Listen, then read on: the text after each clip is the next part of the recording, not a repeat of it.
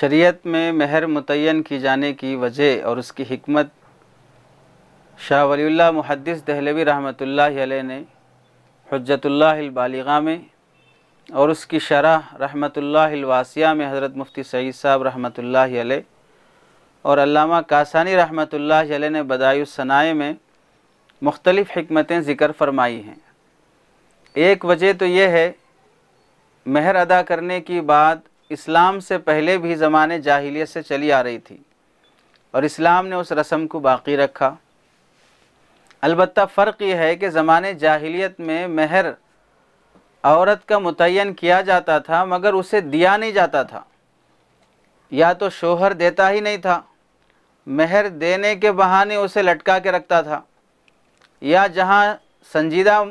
انسان ہوتا وہ اگر مہر دے دیتا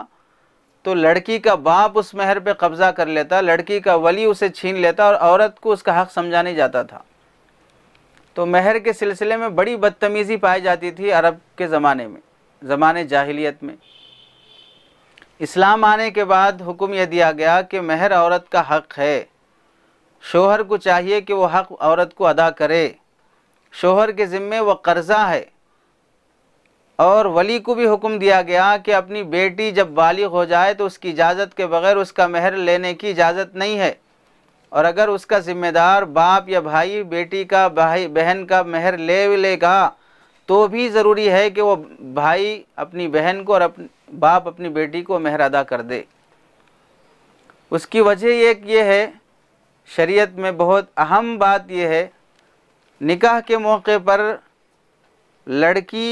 لڑکا حاصل کرنے کے لیے پیسہ خرچ کرے یا لڑکا لڑکی حاصل کرنے کے لیے پیسہ خرچ کرے۔ لڑکا الگ خاندان کا ہے، لڑکی الگ خاندان کی ہے، دونوں مل کر میاں بیوی بننا چاہ رہے ہیں، ایک دوسرے کے جسم سے فائدہ اٹھانا چاہ رہے ہیں، زندگی کے مسافر بننا چاہ رہے ہیں، اور ایک پریوار اور ایک گھر اور نسل اور ایک بڑا خاندان ان کے ذریعے سے پھیلنا اور عام ہونا ہے۔ یہ کوئی طائفہ نہیں ہے، کھوٹے پہ بیٹھنے والی نہیں ہے، اور کوئی بازاری عورت نہیں ہے، یا یہ کوئی بازاری شخص نہیں ہے کہ جب من میں آیا ایک دوسرے سے ملاقات کر لیے اور چل دیے اور کوئی کسی سے تعلق نہیں، کوئی کسی کے دکھ درد میں شریک نہیں ہے۔ یہ ایسا نظام نہیں ہے، یہ پائیدار نظام ہے، آگے مستقل چلنا ہے۔ تو اب اس کے لیے شریعت میں دو ہی چیزیں ہیں، یا تو لڑکا حاصل کرنے کے لیے لڑکی پیسہ خرچ کرے، جیسے کہ ہندوستانی معاشرے میں، پاکستانی معاشرے میں اور دوسرے اس طرح کے ہمارے جتنے بھی ملک ہیں، ان ملکوں میں، ایشیا کے ملکوں میں لڑکی پیسہ خرچ کرتی ہے جہیز کے نام پر۔ لڑکے کو یہ گاڑی دو، لڑکے کو یہ واچ دو، لڑکے کو یہ موبائل دو، لڑکے کو یہ لیپ ٹاپ دو، لڑکے کو جنازہ دو، کفن دو، قبر کا سامان دو، یہ سب چیزیں دے کر اب اسے لایا جاتا ہے، اسے اپنایا جاتا ہے۔ یہ صورت بڑی گھناؤنی اور گھٹیا صورت ہے کہ لڑکی اپنا پارٹنر چننے کے لیے اسے پیسہ دینا پڑ رہا ہے، چونکہ اس میں اس کی عزت کا بھی سوال ہے، اس کی انسلٹ ہے اس میں، اور یہ اس وقت سمجھ میں آئے گا جب اس شریعت کا مزاج انسان کو سمجھ میں آئے۔ دوسری صورت یہ ہے کہ لڑکی حاصل کرنے کے لیے لڑکا پیسہ خرچ کرے۔ مجھے کوئی لڑکی چاہیے جس کے ساتھ میں رات گزار سکوں، اپنی جائز خواہش پوری کر سکوں، تو مجھے پیسہ خرچ کرنا پڑے گا۔ تو جس پر میں پیسہ خرچ کروں گا وہ چیز قیمتی بن جائے گی، وہ مفت میں ملنے والی چیز نہیں ہے، اسے حاصل کرنے کے لیے میں نے پیسہ خرچ کیا ہے۔ تو اب لڑکی کی اس میں عزت ہے کہ میں مفت میں ملنے والی نہیں ہوں، بغیر پیسے کے حاصل ہونے والی چیز نہیں ہے۔ تو جس چیز پر انسان پیسہ خرچ کرتا ہے اس کی عزت بڑھ جاتی ہے، اس کا فخر اور اس کا مقام بلند ہو جاتا ہے۔ حضرت علی رضی اللہ تعالیٰ عنہ کے نکاح کے موقع پر آپ صلی اللہ علیہ وسلم نے جب نکاح طے ہو گیا تو پہلا سوال آپ نے پوچھا حضرت علی رضی اللہ تعالیٰ عنہ سے، تمہارے پاس مہر دینے کے لیے کیا ہے؟ کچھ نہیں ہے۔ آپ صلی اللہ علیہ وسلم نے یاد دلایا، تمہارے پاس وہ زرہ تو رکھی ہوئی ہے۔ پھر وہ زرہ بیچ کر 480 درہم وغیرہ میں اس زرہ کے ذریعے سے مہر کی قیمت ادا کی گئی۔ مہر لڑکا خرچ کرے یہ لڑکی کے لیے عزت کا سبب ہے۔ دوسری وجہ یہ ہے، مہر لڑکی کے جسم کی قیمت نہیں ہے، جیسے کلب میں جا کر، کسی ریسٹورنٹ میں جا کر وہاں کسی عورت کے ساتھ ایک رات گزار لیں اور 10-2000 دے کے اپنی ضرورت پوری کر کے آئیں، اس طرح کی قیمت نہیں ہے۔ لڑکی کے لیے مہر ایک تحفے کی حیثیت رکھتا ہے، اسی لیے قرآن مجید میں فرمایا گیا وَآتُوا النِّسَاءَ صَدُقَاتِهِنَّ نِحْلًا، عورتوں کو ان کا مہر بطور ہدیے کے پیش کرو۔ تو یہ قیمت نہیں ہے، اس کے لیے تحفہ اور ہدیہ، اور تحفہ ہدیہ اظہار محبت کے لیے ہوتا ہے۔ کوئی لڑکا، کوئی انسان بدکاری کرنے والا کسی طائفہ کے پاس، کسی بازاری عورت کے پاس اگر وہ قیمت دیتا ہے 5000 10,000 روپے، وہ قیمت تو دیتا ہے لیکن اس کے دل میں محبت نہیں ہوتی اس عورت کی، وہ ایک ضرورت کی وجہ سے اور ناجائز خواہش کی وجہ سے دیتا ہے۔ لیکن وہی مہر اگر کوئی لڑکا اپنی بیوی کو دے رہا ہو تو وہاں پر محبت پوشیدہ رہتی ہے، وہاں اعزاز اور اظہار محبت مقصود ہوتا ہے۔ اور تیسری وجہ یہ ہے، علامہ کاسانی رحمۃ اللہ علیہ نے لکھا ہے کہ اگر شادی کے بعد بیوی کا مہر واجب نہ کیا جائے گا تو نکاح کے رشتے میں مضبوطی پیدا نہیں ہوگی۔ وجہ یہ ہے کہ جو چیز مارکیٹ میں مفت میں مل جاتی ہے اور اس پر پیسہ خرچ کرنے کی ضرورت نہیں پڑتی ہے، وہ چیز زیادہ اہمیت نہیں رکھتی ہے انسان کی نظر میں۔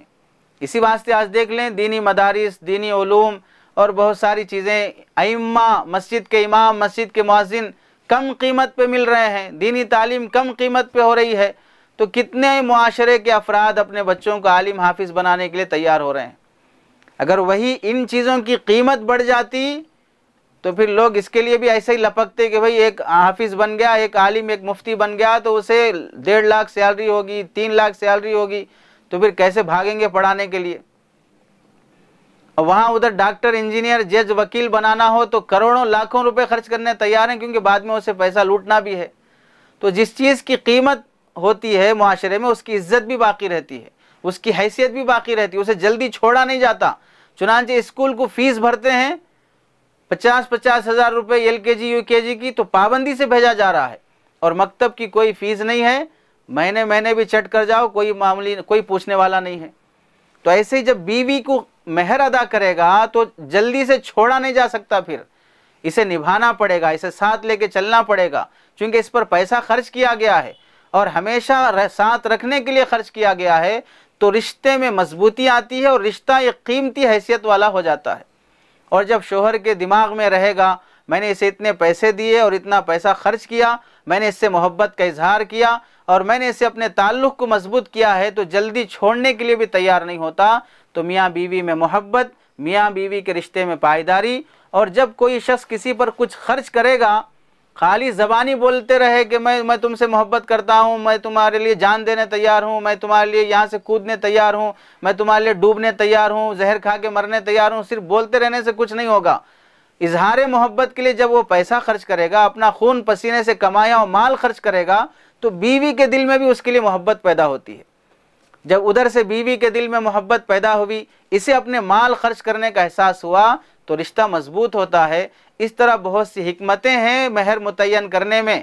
بعض وہ عورتیں جو عصری درسگاہوں سے پڑھی ہیں، ان کا دماغ خراب ہو گیا، وہ یہ کہتی ہیں اور سنتی ہیں کہ جس طرح آپ بازار میں، کلب میں جا کر پیسہ دے کر ایک عورت سے فائدہ اٹھا رہے ہیں، ویسے اپنی بیوی کو مہر دے کے آپ فائدہ اٹھا رہے ہیں۔ بیوی کو آپ نے ایک بازاری عورت کے درجے میں رکھ دیا، بالکل غلط سوچ ہے۔